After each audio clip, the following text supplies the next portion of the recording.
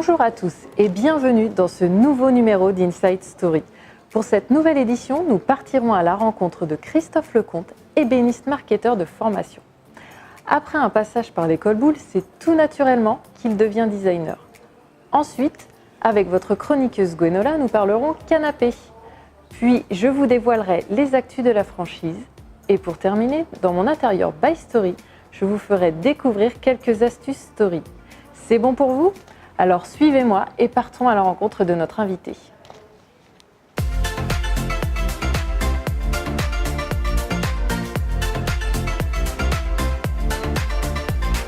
Bonjour Christophe. Bonjour. Donc vous êtes designer, mais designer, qu'est-ce que c'est ? Parce que c'est un mot très vaste, ça touche beaucoup d'ensembles de métiers.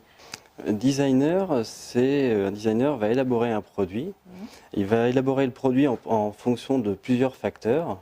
Le premier facteur, c'est le consommateur. C'est d'abord, quand on fait un produit, c'est savoir qui va consommer ce produit pour l'adapter au plus près à ses besoins, à sa demande. Après, il y a la notion d'industrialisation, donc le fabricant. Et ensuite, il y a tout ce qui va donner un peu le côté séduisant du produit, c'est tous les facteurs matière, dessin, forme, proportion, texture. Voilà. C'est là qu'intervient votre curiosité. Voilà. En fait, c'est la curiosité qui nourrit ce package, le premier, voilà, où on va piocher en fait dans tout l'univers qui vous correspond, qui est pas un univers qu'on pourrait croire restreint. Non, du tout, au design. Il faut regarder, c'est la curiosité qui nourrit le design et l'inspiration. Donc on va piocher vraiment dans tout, que ce soit dans l'automobile aussi, les inspirations, les mouvements automobiles, dans le textile, dans la chaussure, dans les musiques aussi. Voilà. Et puis regarder aussi, ce qui est très important, c'est regarder, moi j'ai déjà des enfants jeunes, regarder de quoi ils se nourrissent et de quoi ils consomment, et regarder aussi ce que mes parents consomment. Voilà, il faut comprendre un peu les comportements pour adapter les produits à leur consommation. Donc on peut, selon ce que vous allez créer, vous allez vous adapter à une certaine tranche d'âge plus qu'à une autre, ou une famille Oui, tout à fait. Comme je dis, il est essentiel au point de départ de savoir qui va acheter le produit. On ne dessine pas un produit de la même façon pour des retraités ou pour des jeunes consommateurs. Voilà, c'est pas le même produit, donc il faut comprendre pourquoi on le dessine comme ça. D'accord. Donc, du dessin, de l'inspiration, on va arriver à la collection. Et quand vous vous adaptez à ces besoins, on imagine qu'il y a un process de fabrication derrière, mais il est peut-être plus compliqué selon les clients que vous voulez atteindre. Tout dépend en fait, exactement, c'est ça. C'est-à-dire que tout dépend où le produit final va être consommé. Il y a des produits plus luxe, un peu plus haut de gamme. Haut de gamme, exactement, et des produits un peu plus bas de gamme. Voilà, il faut s'adapter à la bourse du consommateur final. D'accord. Et en fonction de ça, il y a des choix. Matériaux qui seront différents selon. Voilà. Il y a une étude, c'est-à-dire qu'on peut travailler sur des matériaux chics. Voilà. Après, il faut trouver des astuces aussi, parce que un designer a toujours une idée en tête, c'est le prix final. Il faut qu'il soit adapté au consommateur qu'il va rencontrer. Donc après, il faut trouver des astuces pour donner l'effet d'eux et puis donner envie, surtout faire rêver. Ce qui est essentiel, votre consommateur. Ce qui est essentiel dans le design, c'est de raconter quelque chose. D'accord. De raconter une histoire et que ce soit pas juste un produit comme ça, un peu. Et vous n'avez pas une histoire, une anecdote par rapport à un process de fabrication sur un produit qui vous aurait plus marqué que d'autres ? Il y a un produit que j'ai fait. À l'époque, je travaillais avec un collaborateur. Et quand j'ai fait mon dessin, lui, il l'a interprété totalement d'une autre façon. Comme si moi, je pensais positif et lui négatif. Et notre collaboration a fait en finalité, on a eu un produit qui était un peu un compromis des deux, mais qui était très très bien, qui avait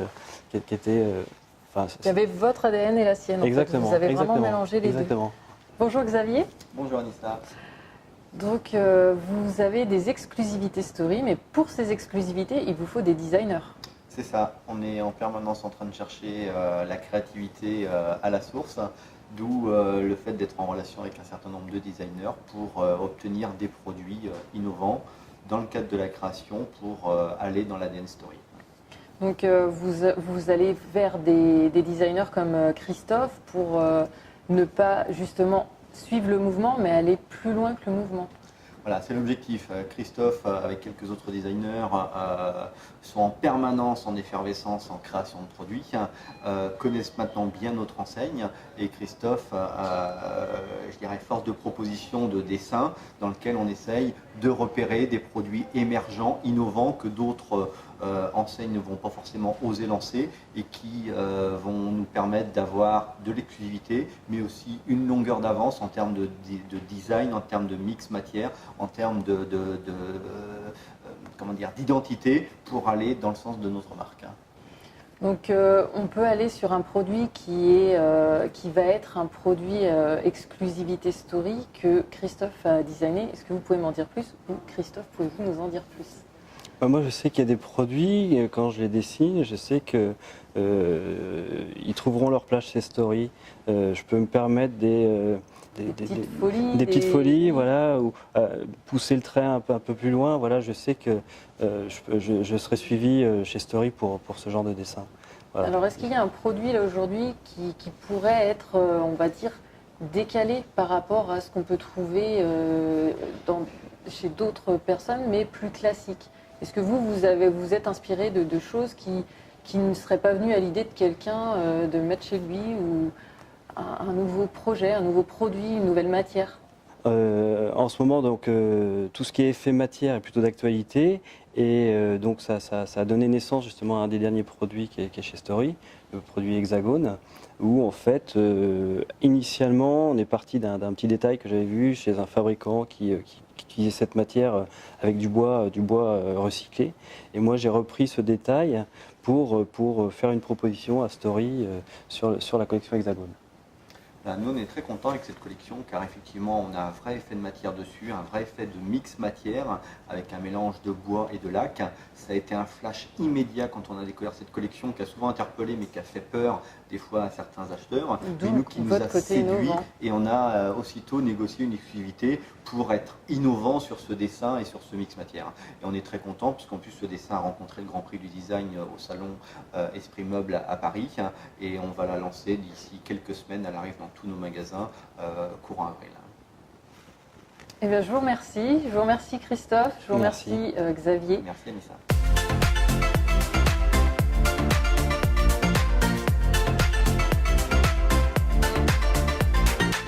Bonjour Gwenola. Bonjour Anissa. Alors aujourd'hui, vous allez nous parler canapé. Exactement. Mais alors, comment choisit-on un canapé si on a envie de tout refaire dans son salon? Alors il y a plusieurs choses. D'abord, il faut savoir quelle forme de canapé vous voulez avoir. Il y a d'abord le canapé droit. Le plus classique et le plus simple d'utilisation. Si vous êtes du genre à changer vos meubles de place, si par exemple vous êtes encore locataire et que vous projetez d'avoir une maison, ça va être le plus simple pour toutes les situations. On peut le choisir donc en fonction de la taille qu'on a ou qu'on souhaite. On peut aussi l'avoir plus léger pour un petit espace. On va choisir des pieds qui font entre 15 et 20 cm. Pour avoir un jour en dessous, exactement. Ouais. Ça va lui donner un côté léger. Il y a des canapés qui ne sont pas très profonds, pour une économie d'espace. Après, on peut avoir un canapé droit beaucoup plus cossu, où là, on va avoir une base, des pieds beaucoup plus courts, il n'y aura pas de jour en dessous, et on va avoir un canapé plus cossu qui va être bien pour les grands espaces, ou si on a envie d'un esprit plus cosy, plus masculin, par exemple. Donc ça, c'est pour le canapé droit. On peut l'associer avec des fauteuils ou des poufs pour compléter les assises, voire avec un deuxième canapé identique pour donner une belle allure à son salon et pour recevoir du monde. Il faut de grands espaces, après ça dépend toujours, il faut regarder en plan, pourquoi pas découper des petits rectangles de la taille des canapés et les positionner sur votre plan pour voir ce que ça peut donner. Après vous allez avoir le canapé d'angle. Le canapé d'angle il est très populaire, le côté cosy, confortable que... On aime bien la méridienne où on peut s'allonger. Faire les siestes, ça c'est pas mal. Faut faire attention avec ce genre de canapé, ça prend plus de place et c'est pas forcément modulable. Donc si vous n'êtes pas propriétaire, je vous conseille de faire en sorte que la méridienne puisse changer de côté. Ouais, on ne pense pas à ça quand on l'achète, effectivement. Et non, et du coup, on se retrouve des fois coincé en se disant mince, la méridienne, elle va pas fonctionner parce qu'elle est à gauche et la faudrait à droite. Donc ça, c'est un point important. Si vous êtes propriétaire ou que vous savez dans quel lieu il va rester, vous pouvez avoir une méridienne fixe. On va aussi avoir les canapés modulables. Et là, on peut s'amuser. Souvent, ces canapés sont proposés en vente avec des carrés vraiment dissociés et associés comme on veut, tout droit, en angle, avec différents dossiers pour rythmer, et en couleur et en volume. Donc, quand on aime bien faire bouger notre espace, c'est le genre de canapé qu'il faut prendre en fait. Voilà, et puis c'est un côté ludique aussi, on décroche, on change de place, etc. Donc voilà, droit, d'angle ou modulable, après ça dépend nos goûts et puis aussi l'espace qu'on a. Après, quand la forme du canapé est définie, vous allez pouvoir choisir sa matière. La matière, vous allez avoir des tissus, du cuir ou par exemple du velours qui va être très tendance en ce moment. Ça dépend vos habitudes, ce que vous aimez. Oui, si aussi on a des enfants, des animaux. Exactement. Faut prendre ça en compte. Il faut prendre ça en compte, donc faut conseiller. Il y a le côté entretien, il y a aussi l'esthétique qu'on va vouloir donner. Par exemple, un canapé en cuir va donner un côté tout de suite très masculin, un peu plus froid entre guillemets à l'espace. Mais si on prend un cuir cognac, par exemple, comme pour un esprit loft, ça va devenir tout de suite chaleureux. À l'opposé, vous avez le velours qui lui va avoir un côté très cosy, très chaleureux. C'est très agréable aussi quand on s'assoit dessus, quand Exactement. on est lové dans notre canapé. C'est très chouette, donc on peut vraiment jouer avec tout ça. Il y a le velours côtelé aussi qui commence à émerger, oui. Un petit peu plus particulier comme matériau, mais qui a vraiment un style. Quand vous choisissez la forme, c'est lié au positionnement de votre canapé dans votre pièce. Oui, donc la lumière. La lumière, est-ce que je mets le canapé dos à ma pièce de vie et il faut faire attention, dans un petit espace, ça coupe. Donc peut-être qu'on peut animer avec une console, ou alors je mets mon canapé plutôt ouvert, l'angle ouvert vers le séjour, vers la cuisine en fonction de l'espace, et là on va avoir une impression de salon plus grand par rapport à l'espace qu'on va avoir, et puis plus accueillant aussi. Un canapé qui fait face est toujours plus accueillant. Oui. Ensuite, la couleur, ça dépend de votre projet global. Soit vous êtes du genre à vouloir changer de déco très souvent, et donc, on va plutôt opter pour une grosse pièce neutre. Ouais. Et après, on joue sur les coussins, les rideaux, le tapis. Ensuite, on va pouvoir jouer avec une couleur pop, un jaune, un bleu, pourquoi pas un vert, en fonction de l'ambiance recherchée. Et là, c'est lui qui va faire un effet waouh, votre canapé sur la pièce maîtresse de Exactement. Et puis après, tous les accessoires, pouf, etc. sont faits et disposés en fonction, les matériaux sont choisis en fonction de ça. D'accord. Je vous remercie, Gwenola. De rien, bonne journée. Bonne journée, au revoir.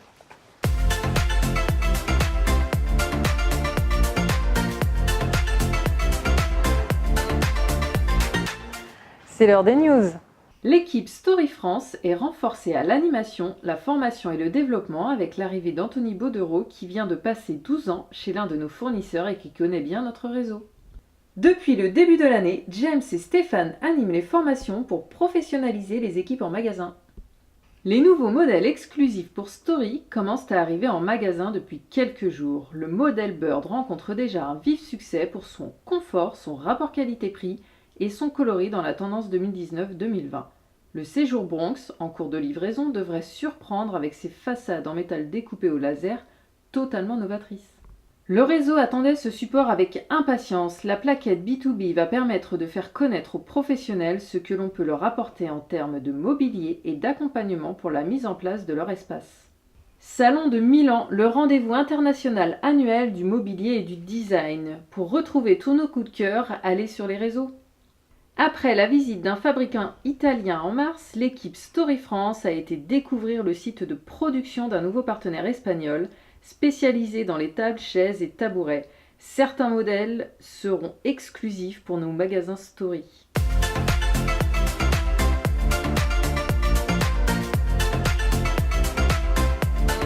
Alors Xavier, que pouvez-vous me dire sur ce canapé? Alors, il y aurait beaucoup de choses à dire parce que c'est vraiment un produit qui est ultra personnalisable. Donc on a déjà beaucoup de choix de modules, de la méridienne, du pouf, du 2 places, du module d'angle. Et au-delà de son design et de son confort, ce qui est vraiment très appréciable sur ce modèle, c'est sa double profondeur. Vous allez pouvoir à la fois avoir une profondeur d'assise assez courte, mais aussi la possibilité d'avoir une double profondeur pour pouvoir se mettre en mode relaxation et donc du coup profiter de son canapé beaucoup plus confortablement. On veut regarder la télé, on peut se mettre plus allongé. Mais si je reçois du monde, comment je fais moi? Dans ces cas-là, on remet en position faible profondeur, on a la tétière qui se relève et là du coup on a quelque chose qui est confortable. D'accord. Je vois que la matière est plutôt agréable. Moi j'ai un enfant en bas âge. On a l'avantage d'avoir des tissus qui sont aujourd'hui traités anti-taches, qui sont très faciles d'entretien. Et au-delà de la qualité de ce tissu et de sa facilité d'entretien, on a l'ultra personnalisation puisqu'on va pouvoir choisir aussi la couleur de ses piqûres, tout comme on va choisir la couleur des différentes zones du canapé, on va le personnaliser avec sa piqûre. Donc on va vraiment avoir un produit sur mesure qui va s'intégrer dans votre intérieur par rapport à vos goûts. Et là, en termes de couleur, vous allez pouvoir vous faire plaisir puisque vous allez pouvoir choisir et le matériau et le coloris et pouvoir mixer sur chaque zone. On peut faire ressortir la piqûre, tout comme on peut faire ressortir le calerin, tout comme on peut jouer aussi sur les petits coussins de complément comme on a ici, sur lequel on va pouvoir apporter une touche couleur sans que ce soit sur la partie fixe du canapé. Ok. Ah, mais on est bien sur ce canapé. Alors ce produit il a l'avantage d'être particulièrement confortable, mais surtout il est complètement amovible, puisqu'en fait on a des dossiers qui aujourd'hui sont posés, d'accord, mais qui sont aussi lestés. Donc on a, c'est pour ça que je tombais pas, quoi. On a un vrai confort en position assise, comme vous pouvez le constater. Ah, on est vraiment bien. L'avantage, c'est que si on veut s'en servir de lit, on peut l'enlever. Mais si je veux faire une sieste, et si on veut faire la sieste, eh ben, on le met en mode. Parfait. En mode sieste, avec le petit coussin qui va servir c'est vraiment... d'oreiller. Alors, je vais toujours revenir à la même chose, mais en matière de résistance tissu, on est comment sur ce genre de tissu? Alors, sur ce fabricant italien, on a l'avantage d'avoir un très grand choix de tissus, aussi bien des tissus un peu chenillés comme celui-ci, comme des tissus velours. Donc, on va pouvoir, selon ses goûts, tout comme l'utilisation qu'on va avoir à la maison, si on a des enfants, des animaux, etc., choisir son revêtement en fonction de ce qu'on va vouloir en faire chez soi. Tout comme on va pouvoir construire son canapé avec l'ultra personnalisation et choisir chaque zone dans la couleur de son choix. Elle est vraiment agréable cette matière, c'est du velours, mais il est de retour le velours. C'est bien ça, le velours aujourd'hui revient dans l'ameublement d'une façon très très marquée. Donc ce qu'on a voulu faire à travers ce canapé, outre son piquage et son dessin excessivement design, on a voulu mixer à la fois du tissu un peu plus classique avec du velours qui est la grosse tendance, de façon à pouvoir montrer ce mix matière qui permet d'orienter le client soit vers plus le velours, soit plus vers le tissu, soit sur le mix équilibré des deux. Anissa, j'ai une surprise pour vous. Ah, une surprise. Oui, sur cette collection-là, qui est, chez nous est un produit phare, nous avons la chance d'avoir un produit qui est ultra personnalisable. Et là, on est vraiment dans le cœur du savoir-faire Story. C'est-à-dire qu'on va pouvoir aussi bien avoir des modules différents, que ce soit de la composition murale, du meuble TV, ou ici des meubles un peu plus classiques, comme de la vitrine ou de l'enfilade. Et à chaque fois, nous allons pouvoir sélectionner chaque partie du meuble dans une finition différente. On va pouvoir choisir les couleurs, on a des exemples ici, mais aussi les matières. On peut avoir de la laque, on peut avoir du bois, on va avoir le choix de la couleur de la porte, le choix de la couleur du côté, la couleur de l'intérieur, même le choix du matériau qu'on va pouvoir positionner sur le dessus du meuble. Là, ici, on a du verre comme on a ici, mais on pourrait aussi avoir du bois, on pourrait avoir du métal. Donc, on est dans l'ultra personnalisation, quelle que soit la dimension et quelle que soit la finition. Alors, du coup, on va faire des croquis de canapé, ça m'arrive, ouais. Ouais, j'ai des trucs. Je voudrais mon café, s'il vous plaît. Il est où mon café? Un latte macchiato avec une c'est possible aussi ou pas? Est-ce que c'est facile à enlever ou d'après vous, selon les matières? J'ai pas testé sur celui-ci.